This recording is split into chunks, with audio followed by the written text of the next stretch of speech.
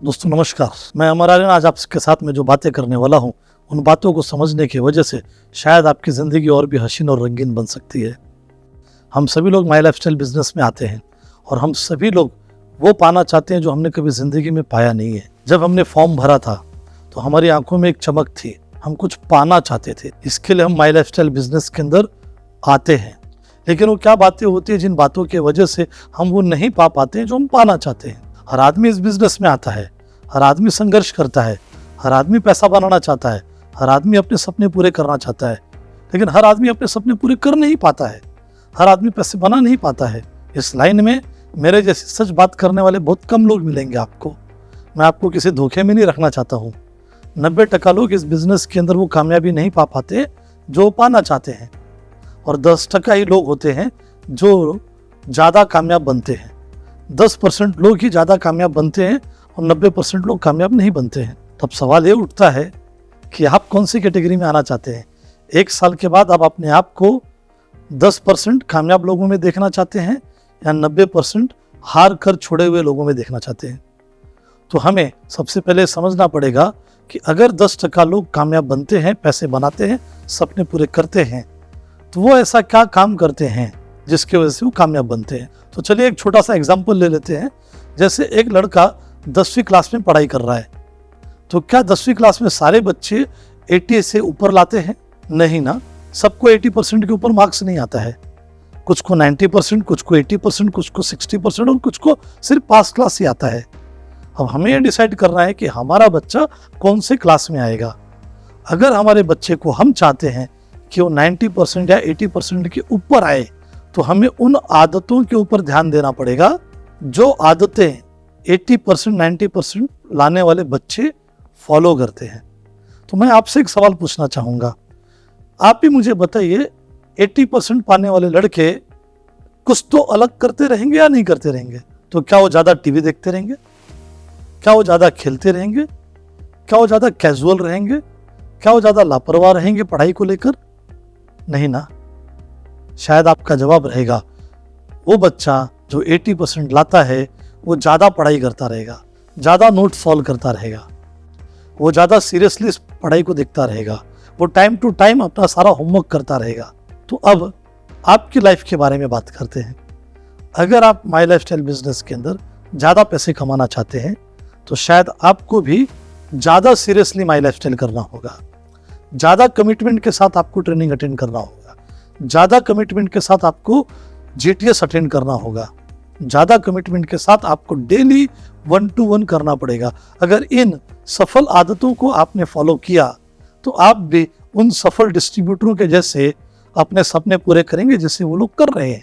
मैं चौल से निकलकर फ्लैट में इसलिए आया क्योंकि मैंने सफलता वाली आदतों को फॉलो किया। जब मैंने इस मैनेजमेंट से पूछा कि सर कामयाब बनने के लिए क्या करना पड़ता है, तो मुझे मैनेजमेंट ने बताया माई लाइफस्टाइल बिजनेस में कामयाब बनने के लिए कामयाब लोगों की आदतों को फॉलो करना पड़ता है।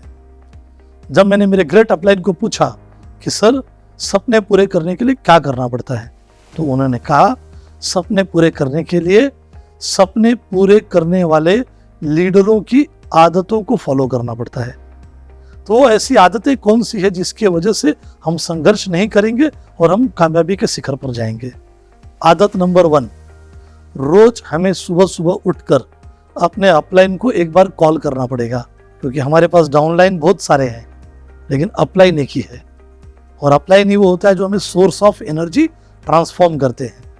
तो सबसे पहली आदत क्या हो गई, हमें उन्हें कॉल करना पड़ेगा। दूसरा, हमें रोज हमारे सपने को जो हम अगले 6 महीने में पाना चाहते हैं उसे एटलीस्ट 4 बार लिखना पड़ेगा। सुबह सुबह सपना 4 बार लिखते हैं तो हमारे जहन में और हमारे दिमाग में बैठ जाएगा। उसके बाद वाली हमारी आदत क्या होती है, हमारी आदत होती है अपने आप से बातें करना, पॉजिटिव बातें करना, कॉन्फिडेंट वाली बातें करना, जिससे कि हमारे सपने को मदद मिलेगी वो पूरा करने के लिए। एक बात बताइए, अगर आप अपने आप से ये बातें करेंगे, मैं कमज़ोर हूँ, डरपोक हूँ, मुझे बात करने नहीं आता, मुझे मुंह खोलने नहीं आता, तो क्या आप कामयाब बनेंगे? लेकिन अगर उसके ठीक अपोजिट आपने अगर ऐसी बातें बोला, मेरे अंदर भी कुछ दम है, मैं भी दुनिया से अलग हूँ, मैं भी कुछ अच्छा कर सकता हूँ, मेरे पास में भी सुपर पावर है, तो शायद आपको मदद होगी। तो जो सेल्फ टॉक किया जाता है वो कभी भी पॉजिटिव होना चाहिए और सुपरलेटिव होना चाहिए। इसके बाद अगली आदत है लिस्ट बनाकर उसमें नए लोगों का नाम डालना। अगर आपने लोगों का नाम आपकी लिस्ट में नहीं डाला तो आपके लिस्ट खाली रह जाएगी और आपके लोग किसी और की लिस्ट में उनका नाम चला जाएगा। उसके बाद की जो आदत होती है, जो हमारे लिस्ट में जो लोग हैं उन्हें कॉल करना होता है, मीटिंग में लाने के लिए, सेमिनार में बुलाने के लिए, ट्रेनिंग में बुलाने के लिए, उनका फॉलोअप करने के लिए हमें उन्हें कॉल करना होता है। तो कॉलिंग की जो हैबिट होती है वो हमें फॉलो करनी होती है। उसके बाद प्लान देने की एक हैबिट फॉलो करनी होती है। प्लान होता नहीं है, प्लान क्रिएट करना पड़ता है। मीटिंग अरेंज होते नहीं है, मीटिंग को अरेंज करना पड़ता है। क्यों करेंगे हमें मीटिंग को अरेंज? क्योंकि हमें सफल और कामयाब बनना है। उसके बाद में हमें फील्ड पे जाने की आदत डालनी होती है। मतलब घर में सोफे पे बैठे बैठे तो पैसा आएगा नहीं। अगर आपने एक 20 लाख रुपया डालकर एक दुकान डाली है तो आप क्या करेंगे? उस दुकान को जाकर ओपन करेंगे, खोलेंगे, उसके अंदर जाकर आप कस्टमर का सर्विस करेंगे, तब तो जाके धंधा चलेगा। या आप घर में ही बैठे बैठे व्हाट्सएप खेलेंगे तो कस्टमर आएंगे? कस्टमर के लिए धंधे पे जाना पड़ता है। ठीक उसी तरीके से हमें भी होम मीटिंग करने के लिए, प्लान मीटिंग करने के लिए उनके पास जाना पड़ता है। एक आदत होती है। इसके बाद में कोई भी इंसान पूरा प्रेजेंटेशन देखने के बाद पैसा सामने से देता नहीं, तो पैसा मांगना पड़ता है। तो पैसा मांगने की आदत एक माई लाइफस्टाइल डिस्ट्रीब्यूटर के अंदर डेवलप होनी चाहिए।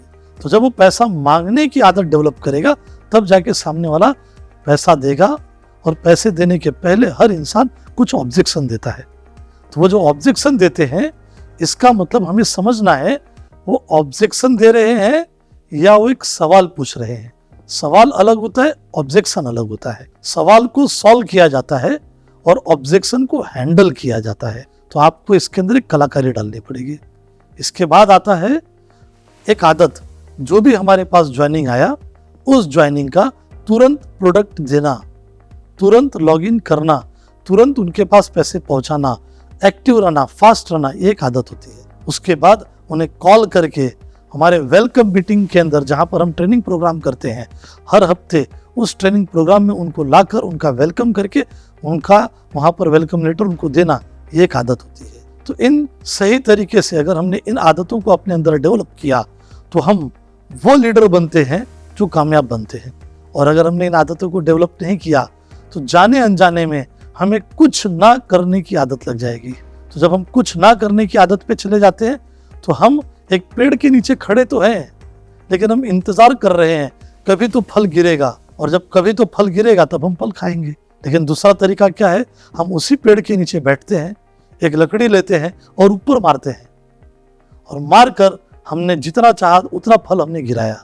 पेड़ के ऊपर लकड़ी फेंक कर मार के फल गिराने के लिए संघर्ष करना पड़ता है, मेहनत करनी पड़ती है और अपने आप को तैयार करना पड़ता है, बार बार निशाना लगाना।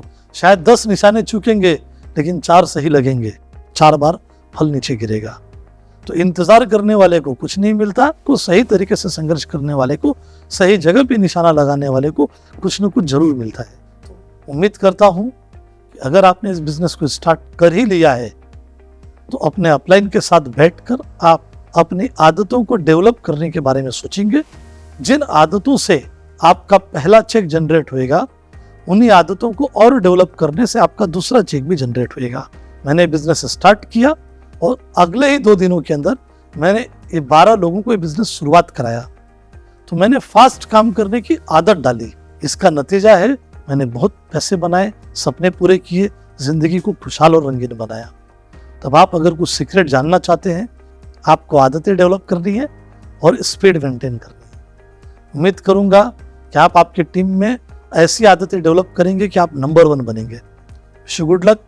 जय हिंद, जय my lifestyle. Thank you so much.